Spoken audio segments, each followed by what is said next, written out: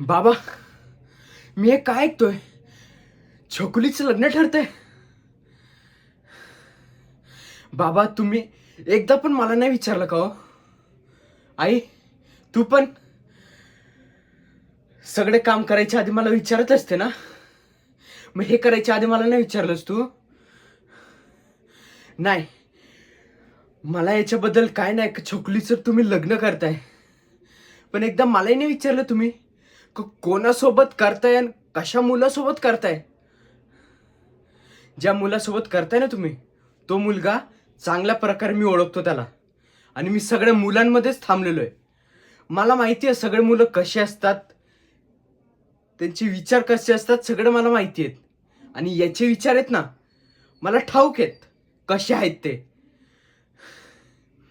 नाही बाबा, तुम्ही एकदा तरी मला विचारलं पाहिजे होतं. जर उद्या काय छकुलीचं बरं वाईट झालं ना, त्याचे जबाबदार फक्त तुम्हीच असाल बाबा, फक्त तुम्ही. मला ना आता एक एक क्षण पण मला इकडे थांबायचं नाही आता.